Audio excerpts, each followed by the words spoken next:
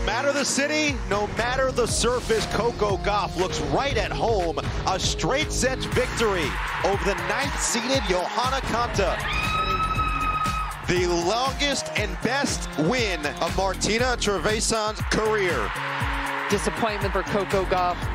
Not happy going out in the second round here in Paris. Coco Gauff gets through to the main draw in Ostrava after what was a really high performance in the first round at Roland Garros, and then a letdown in the second round against the qualifier Martina Trevisan, Noah Eagle, Chanda Rubin, and Nico Pereira back with you here on TC Live. So this has been an interesting 2020 for Coco Gauff so far after what was a breakthrough 2019, now 16 years old. Chanda, what would you say, how would you say you'd rate Coco's 2020 year thus far? I think it's been tough for everybody. Obviously, with the break and the hiatus, I thought it was always going to be tougher on the younger players because they are still working on getting going, haven't quite gotten a full head of steam, haven't played a full year of professional tennis as well. And Coco Gauff's in that boat. Started the year well in Australia, and, you know, there was a lot of signs. If we remember, she was just getting to where she could play closer to a full schedule. You know, that was the talk of going into Indian Wells and what she'd be able to play after that. After her birthday, and just a full stop. So I think it's been tough. I think there's still work that she needs to do on her game. We saw the double faults coming into play. And when that starts to happen, it affects your confidence. And you start to question, okay, is it me? And at one point, we heard Gauff in a match say, you do this every time. That's not a good sign when you hear a young player saying that. And this is that match against Muguruza.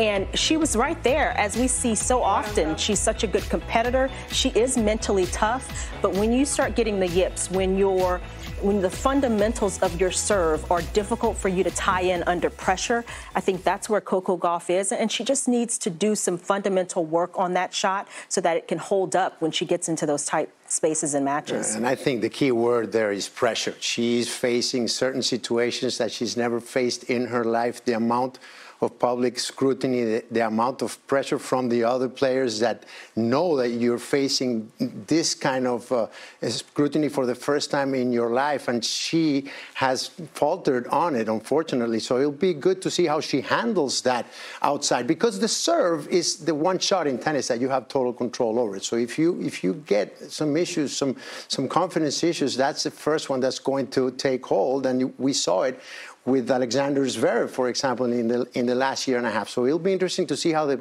opponents put some pressure on her serve going into the court for that second one, and certainly it would be interesting to watch tomorrow. That's a really good point on Sasha Zverev, somebody who's overcome that second serve woe and not necessarily fixed it, but the other aspects of his game have been so good that he's been able to continue to win. The numbers for Coco in her last 4 matches, double fault-wise, 13, 15, 12, 19. So it has certainly become an issue. And against Martina Trevisan, that was the match where she said it happens every time. And she was right there at your point as well, at 7-5 in the third to potentially get to the third round at Roland Garros. I know that the crowd is something that Coco really likes to play off of. She mentioned that after her win in the second round of qualifiers in Ostrava, just how it's different in creating her own energy. How have you seen that play out? Well, everybody does, playing off the crowd, especially if they're going for you, as she usually does. She had some big play at the U.S. Open in England as well. She was backed out by the crowd, and it's not the same when you're playing in front of an empty court.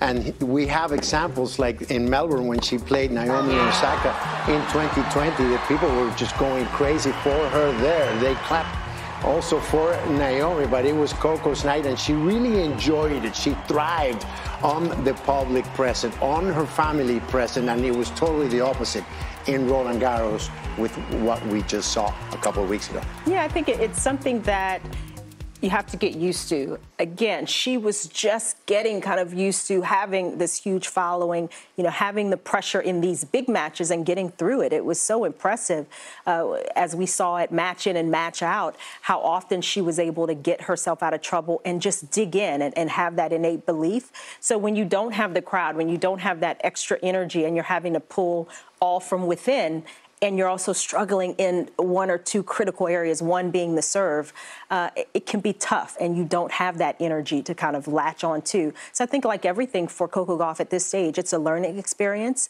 You know, this is something she can grow from. It informs your decisions as a player in terms of what you need to work on, and you know, hopefully with her team, with her parents there behind her, she can go back and continue to work on that in those areas. But certainly when you look at just the mental toughness, she has it. I mean, that hasn't gone anywhere. So that's something you can't teach, and that's something she can build on. You always love to see that out of somebody who's just 16 years old. Shannon mentioned it during the break. Just 2 years ago, she was winning the juniors at Roland Garros, and now 2 years later, we're expecting her to win at the main draw. I feel like that certainly has to play a factor, that the talent level that she's playing on a consistent basis now. And in this first matchup in the main draw at Ostrava, she's got Katerina Siniakova. What do you see in that matchup? You know, I think that's another match that is very winnable, but she's going to have to get down and kind of do the work. But if she can be aggressive, use the court, just, you know, use, you know, sort of this last part of the year where a little bit of the pressure is off. You know, these are tournaments where players are trying to get matches in, trying to take advantage of opportunities. The majors are done. I think she can use it for that. In that way, you know, this will be a big opportunity for her because it's a very winnable match, and hopefully she's continued to work on those parts of her game as well. Well, you've seen her up close, and I know, you know, how impressive she is in terms of her self-confidence. And I think this is an opportunity that Coco Gauff is looking forward to it. A champion would look forward to it. Siniakova, it's not an easy match. It will be a tough proposition for Coco Gauff, but I bet she's going to be ready for it, and I'm really looking forward to checking that out tomorrow. Well, we'll have all the action for you on Tennis Channel, as we will throughout the week from all 3 tournaments currently going on in the tennis world. Coming up next.